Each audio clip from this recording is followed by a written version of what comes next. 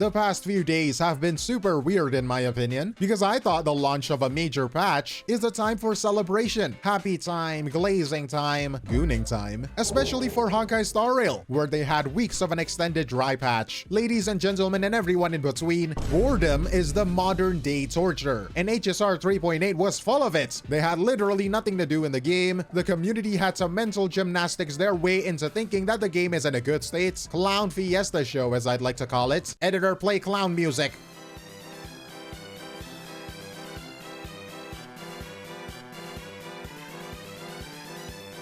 Yep, that was us for a couple of months. So, version 4.0 was supposed to be a massive win for the unemployed. A massive expansion introducing the region of Plan Arcadia and a cast of new characters that players can project their mental illnesses to. I mean, we're gacha players after all. We are simple. When I see half-naked What am I writing? I don't think I'm gonna continue that statement. But anyways, instead of discussing the new story or the new characters and the mechanics or the new meta or even the upcoming Fortnite collab, did you even know that HSR was collabing with Fortnite? The HSR community has spent the last few days in a perpetual state of absolute brain damage, talking about a voice actor's personal life and a lighthearted tweet that was somehow weaponized into a full-scale harassment campaign. This is not the first time this kind of stupid drama has happened either. In fact, this is basically why the Hoyoverse community is known to be one of the most toxic fandoms in the entire internet space. So before we dive into the breakdown of how a complete nothing burger situation became a career-threatening crisis, do me a favor. If you appreciate these videos where we highlight the stupidity of the space and the fight to make a better community, leave a like on the video and subscribe to the channel. It helps ensure that the truth doesn't get buried under the noise of the evil and loud side of the community. Let's frickin' get into it. If you don't know already, in live service games, especially the gacha genre, a 0.0 patch is the equivalent of a grand opening, something worth a huge, massive celebration. It is a big update, and it's usually hyped the hell up. It is also the part where the players and the analytics for the game spike up in an insane amount. Logically, everything should be sunshine and rainbows. We are getting a brand new region, Plan Arcadia, changes for the ways we interact with the world, a whole new, very attractive cast like 𝗖cie𝗽𝗆𝗵𝗁, 𝗖ecie𝗽𝗆𝗆𝗵𝗁, or I don't know how you pronounce her name, Ashvale, some remake characters as well, like Sparkle, Silverwolf, and Blade, of course, being my favorite out of all of them because of, you know, well, reasons you're probably already aware of. But anyways, this is supposed to be the honeymoon phase, where everyone is too busy exploring the new stuff added into the game. One of the standouts from the new lineup is the character Pearl. From the get-go, I feel like her vibe is just, you know, very specific. She is elegant, charismatic, and this is important for later, she is manipulative, distinctly manipulative. I mean, if you just actually play the story for yourself, you can literally just see it, or in this case, hear it. Mr. Ashvale, the chance of you initiating a call at this hour is under 5%. Let me guess. Perhaps you are finally ready to consider my offer.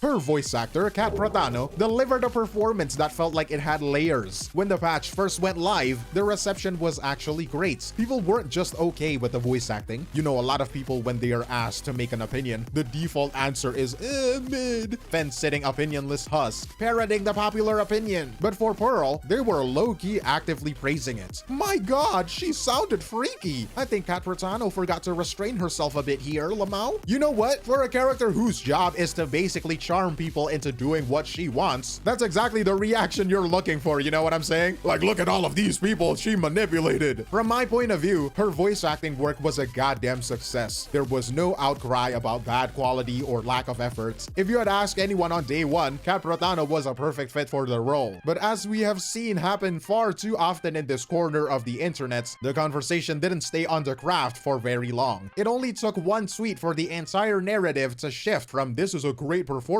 to "this person needs to be fired and they are deserved to get harassment," from a healthy community to nuclear waste zone in just under a week. It is impressive, but it is also very disappointing. It's crazy how everything changed because of a single tweet, and I think this is just so ridiculous. Like, Kat Pratano shared a little behind-the-scenes story on her timeline, something that is, in my opinion, a lighthearted anecdote voice actor's post to connect with her fans, to let them know her her thoughts while she is doing her hard work in the recording booth make herself relatable. Those cute, funny stuff usually, you know? She mentioned that while recording lines for Pearl, her director actually had to tell her to stop imagining her boyfriend because apparently the delivery was getting a little bit too flirty. Her boyfriend, as it turns out, is 𝗵𝗵𝗵𝗵, the voice actor for Ashvale. Very attractive character, by the way. She joked about the situation, adding, "I swear I'm a real professional. I just get really excited thinking about my boyfriend." And oh my god, that is just so cute, isn't it not? I mean, I want someone to love me like that, you know what I'm saying?